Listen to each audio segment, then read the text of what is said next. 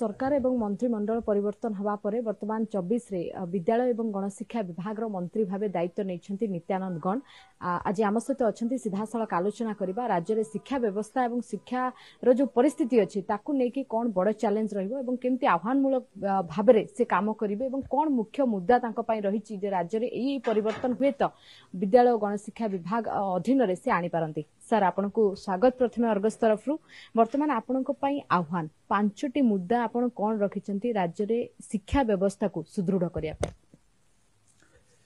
निश्चय शिक्षा क्षेत्र रे वर्तमान संस्कार आनिबा आवश्यकता रही पिला मान जेमते गुणात्मक शिक्षा पाई परिवे एथि पई वर्तमान भी आमे देखिछे जे शिक्षक रो अभाव रही प्रधान शिक्षक नहांती अनेक स्थान शिक्षक पदवी गुड़ा को खाली रही से गुड़ा को केमती पूरण हबो ता सहित भी शिक्षक मानकर जो समस्या रही बहुत दिन धरिकी जो समस्या गुड़ा को रही अनेक समय शिक्षक माने राजरास्ता रे आंदोलन करुछंती सी समस्या गुड़ाकर भी समाधान करिवार आवश्यकता रही से आमे अनेक समय शिक्षक भाई मान को भी आमे अपील करुछु जे आपण माने सहयोग करंतु एबे नुआ सरकार आसीची आमे प्रयास करुछु जे तांकर समस्या रो समाधान काहे के ही पारु नै कोठी त्रुटि रही छि कोन कले जाई कि ना हबो आम सरकार निश्चय एथि प्रति भी सचेतन अछि आमे अनेक मंत्री स्तर रे भी आमे समस्त आलोचना करुछु काली भी आमे हमरो आम डिपार्टमेंट रो स्कूल एंड मास एजुकेशन रो काली भी मो रिव्यू नेउथिली तो ये शिक्षक मान जो समस्या बहुत दिन धरिकिना जाकू जदि आमे से समस्या रे भी समाधान जदि करि परिबा निश्चय जो शिक्षक मान आंदोलन करिबा द्वारा पाठ पढ़ा रे डिस्टर्बेंस होची शिक्षा रे बाधा प्राप्त होची तेणु से भी जदि हेई परिबो निश्चय शिक्षा रे निश्चय सुधार आसीबो। मंत्री पद पाइबा परे आपण उमरकोट विभिन्न अंचल बुलुथिले शिक्षा स्कूल शिक्षा बाबद रे आलोचना मध्य करचंती काले रिव्यू मीटिंग मध्य नैचंती जो नुआ शिक्षा वर्ष आरंभ मध्य या भितर हे जाईची तो ए जो ड्रॉप आउट संख्या गोटे बड़ मुंड बिंधार कारण साजे विद्यालय गणशिक्षा विभाग प्रति ड्रॉप आउट को रोकिया पय एथर किछि नुआ रोड मैप निश्चय वर्तमान जे परिमाण रे ड्रॉप आउट होची ड्रॉप आउट रखिबा आवश्यकता अछि तेणु पिला मानकर स्कूल को जीवा केमती इंटरेस्ट हबो शिक्षक मान सेति पाए शिक्षक मान को केमती तालीम दिया हबो शिक्षक माने पिला मान को पाखो जिबे से तांकर पेरेंट्स सहित आलोचना करिवे से पिला मान केमती पाठ पढ़े डाकी की आनिबे ये सब व्यवस्था आमे सचेतन अछि को विशेष करी आमे एबे सब डायरेक्शन भी हेची जे केउ स्कूल मानकर अधिका ड्रॉप आउट संख्या तार कारण भी खोजा जाउची जे काहे कि ड्रॉप आउट संख्या बढ़ुची सेथि पय आमे कोन पदक्षेप नेबा आवश्यकता अछि एथि पय भी आमे वर्तमान जे भଳି भाबरे ड्रॉप आउट बढ़ुची ता पय निश्चय आम समय रे आमे तार पय कारण खोजुछु एवं आगामी दिन रे ताको केमति समाधान करि परिबु सेथि पय भी आमे सचेतन रहउछु एमति अनेक देखंतु आज ड्रॉप आउट बढ़िबार आउ भी गोटे गत दिन रे सरकार अनेक प्राइमरी स्कूल गुडा को एनपीएस गुडा को जुगुडा को बंद करि दै छथि बंद करिबा फल रे जो माने दूर स्थान को जो पिला माने छोटो पिला माने से माने जाई पारु नाहंती से स्कूल गुडा को भी पुनर्बार केंद्र कार्यक्षम हबो जो गुडा को इलिजिबल अछि आमे काली भी मीटिंग रे आलोचना करिचे जे स्कूल गुला को इलिजिबल हबो जोठी के पिला अछंती से पिला मान दूर स्थान को जाई पारु नाहंती से भली स्कूल जो बंद हे जाई छै ताको पुनर्बार केमती खोलिबा व्यवस्था हबो सेथि पय भी आमे आलोचना करूचे आगामी दिन रे से स्कूल भी खोलिबा व्यवस्था करिबा जहा फल कि ड्रॉप आउट संख्या जो बढ़ुथिला सेटा भी निश्चय सेथिरे भी कमेबो।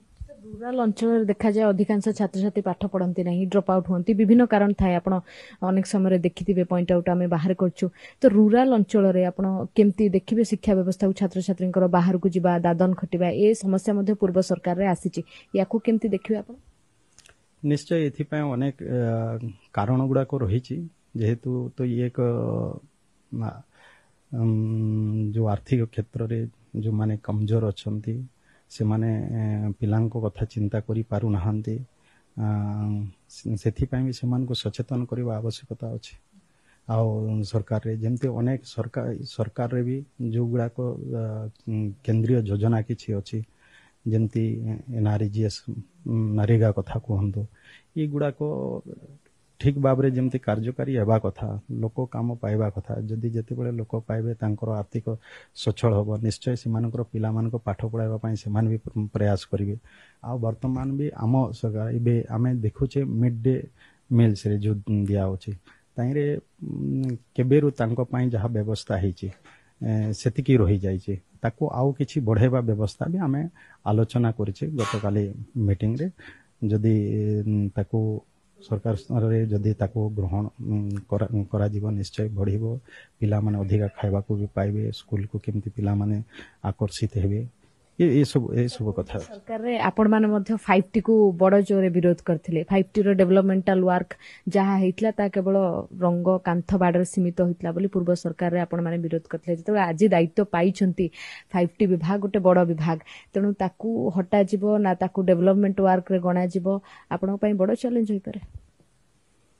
ନିଶ୍ଚୟ ଯେଉଁ 5T ନାଁରେ ସରକାରୀ ଯୋଜନା ଠିକ୍ ଭାବରେ କାର୍ଯ୍ୟକାରୀ ହେବା କଥା, କିନ୍ତୁ ଦେଖାଦେଇଛି ଗତ ଦିନରେ ଯେଉଁ 5T ଯେଉଁ ସ୍କିମ୍ ଥିଲା ଗତ ସରକାରର, କିନ୍ତୁ ସେଇଟା ଠିକ୍ ଭାବରେ କାର୍ଯ୍ୟକାରୀ ହେଇନି। ଗୋଟେ ଗୋଟେ ଜାଗାରେ ଅଧପନ୍ତିରିଆ ହେଇଛି, କୌଣସି ଜାଗାରେ କେବଳ ମାତ୍ର ରଙ୍ଗ ଦିଆ ହେଇକିନା ଟଙ୍କା ହଡ଼ପ ଦିଆଯାଇଛି। ଏମିତି ଅନେକ କଥା ରହିଛି। ଆଉ ଆମ ନିଶ୍ଚୟ ଯେଉଁ ଜାଗାରେ ବି ଯଦି 5Tର କାମ ଯଦି ଠିକ୍ ଭାବରେ ହେଇନି, ଆମେ ଏ କଥା ଯଦି ଆମକୁ ଆସେ ଆମେ ସେଇ ଉପରେ ତଦନ୍ତ କରାଇବୁ। ଆଉ ଯଦି ପଡ଼େ ଆମେ ତାର କାର୍ଯ୍ୟାନୁଷ୍ଠାନ ବି ନେବୁ। ବିଦ୍ୟାଳୟରେ ଆପଣ ଦେଖିଥିବେ ଶିକ୍ଷକ ପଦବୀ ଖାଲି ପଡିଛି, କିନ୍ତୁ ଘରେ ଶିକ୍ଷିତ ବେକାରୀ ଯୁବକ ଯୁବତୀ ବସିଛନ୍ତି ଯେଉଁମାନେ ପରବର୍ତ୍ତୀ ମୁହୂର୍ତ୍ତରେ ଆପଣଙ୍କ ବିଭାଗ ପାଇଁ ମୁଣ୍ଡ ବିନ୍ଧାର କାରଣ ସାଜି ପାରନ୍ତି। ସେମାନଙ୍କୁ ଏବେ କ'ଣ ଆହ୍ୱାନ ଆପଣମାନେ ଦେବେ? ନିଶ୍ଚୟ ଏବେ ଅନେକ ବେକାରୀ ଯୁବକ ଯୁବତୀ ଅଛନ୍ତି। ଆମେ ଦେଖିଛେ ଯେଉଁମାନେ ଅନେକ ଟ୍ରେନିଂ ନେଇଛନ୍ତି, OTET, BA BEd ଏସବୁ କରିକି ଅନେକ ତାଲିମ ପ୍ରାପ୍ତ ବେକାରୀ ଯୁବକମାନେ ବି ରହିଛନ୍ତି। ଆମେ ତା ପାଇଁ ବି ଚିନ୍ତା କରୁଛୁ। ଏବେ ପାଖାପାଖି ଆମେ 15,000 ଶିକ୍ଷକ ପଦବୀ ଆଗାମୀ ଦିନରେ ଚିନ୍ତା କରୁଛେ ଆମେ ନିଯୁକ୍ତି ଦେବୁ ଏବଂ ତାର ଖାଲି ଥିବା ପଦବୀ ଗୁଡ଼ାକ ଆମେ ପୂରଣ କରିବୁ। ଡ୍ରେସ୍ କୋଡ୍କୁ ନେଇ ଅନେକ ବିବାଦ ହେଇଥିଲା ପ୍ରାଇମେରୀ ସ୍କୁଲ ଗୁଡ଼ିକରେ, ଏବେ କିଛି ପରିବର୍ତ୍ତନ ଆସିବ ନା କିଛି ବିଭାଗ ସେ ନେଇ ନିଷ୍ପତ୍ତି ନେଇଛି କି ଡ୍ରେସ୍ କୋଡ୍ ବିବାଦ? ଆମେ ଆଲୋଚନା କରିବୁ। ଆଉ ଆମେ ଆଲୋଚନା କରୁଛେ ଗତ ଦିନ ମାନଙ୍କରେ ଯେଉଁଠି ଡ୍ରେସ୍ କୋଡ୍ ଯେମିତି ଥିଲା, blue pant, white shirt, sport ଏସବୁ ଥିଲା, ଆମେ ତାକୁ ଚାହୁଁଛୁ ସେଇଭଳି ଭାବରେ ବର୍ତ୍ତମାନ ରହିବ। ଆଗାମୀ ଦିନରେ ଫେର ଯଦି ଆମେ ଯାହା ଚିନ୍ତା କରିବୁ ସରକାର ଲେଭେଲରେ ଚିନ୍ତା କରାହେବ, ସେଇ ପ୍ରକାର କରାହେବ। କିନ୍ତୁ ବର୍ତ୍ତମାନକୁ ଆମର ଯାହା ଯେମିତି ରହିଛି ଯାଇଛି, ଆଉ ଆମେ ଚାହୁଁଛୁ ଯେଉଁ ଗତ ଦିନରେ ଯେଉଁ ଥିଲା ଯେଥିରେ ପରିବର୍ତ୍ତନ ନଥିଲା ସେଇ ପ୍ରକାର ରହିବ। କିନ୍ତୁ ଯେଉଁ କରିଥିଲେ, ଯେଉଁ ଦଳୀୟ ଦୃଷ୍ଟିରୁ ଯେଉଁ କରିଥିଲେ ତାକୁ ଆମେ ନିଶ୍ଚୟ ଆମେ ଚିନ୍ତା କରିବୁ। ସେୟା ହେବ ନାହିଁ। ଆମ ସମୟରେ ଆମେ ଚିନ୍ତା କରିବୁ। ପୂର୍ବରୁ ଯେଉଁ ନୀଳ ପ୍ୟାଣ୍ଟ ଆଉ ଧଳା ସାର୍ଟ ଚାଲିଥିଲା ସେଇ ପ୍ରକାର ଆମେ ବର୍ତ୍ତମାନ କରିବା ପାଇଁ ଚିନ୍ତା କରିଛେ। ଶେଷ ପ୍ରଶ୍ନ ସାର୍, ଆପଣ ଅନୁସୂଚିତ ଜାତି ଜନଜାତି ଏସବୁ ବିଭାଗର ମଧ୍ୟ ଆପଣ ଦାୟିତ୍ୱରେ ଅଛନ୍ତି। ସେ ବିଭାଗ ପାଇଁ କିଛି ରିଭ୍ୟୁ ମିଟିଂ କଲେଣି, କିଛି କଥା ହେଲେଣି? ରାଜ୍ୟରେ ଅନୁସୂଚିତ ଜାତି ଜନଜାତିର ଯେଉଁ ଛାତ୍ରଛାତ୍ରୀମାନେ ଅଛନ୍ତି ତାଙ୍କର ଡେଭଲପମେଣ୍ଟାଲ ପାଇଁ, ତାଙ୍କ ସ୍କୁଲିଂ ପାଇଁ ଏ ପ୍ରକାର ବ୍ୟବସ୍ଥା ରିଭ୍ୟୁ ମିଟିଂ? ଆମର ଅନୁସୂଚିତ ଜାତି ଜନଜାତି ବିଭାଗର ବି ଆମେ ରିଭ୍ୟୁ ମିଟିଂ ବି ହେଇଛି। ଆମେ ଆଲୋଚନା କରୁଛୁ ବିଭିନ୍ନ ଯେଉଁ ସରକାରୀ ଯୋଜନା ଗୁଡ଼ାକ ଅଛି, ଆମେ ଦେଖିଛେ ସରକାରୀ ଯୋଜନା ଗୁଡ଼ାକ ଠିକ୍ ଲୋକଙ୍କ ପାଖରେ ପହଞ୍ଚୁ ନାହିଁ, ଯାହାଫଳରେ ସେମାନଙ୍କୁ ଯେଉଁ ଲାଭ ମିଳିବା କଥା ସେ ଲାଭ ସେମାନଙ୍କୁ ମିଳିପାରୁନାହିଁ। ତାଙ୍କର ସାମାଜିକ ଅର୍ଥନୈତିକ ବିକାଶରେ ବାଧାପ୍ରାପ୍ତ ହେଉଛି।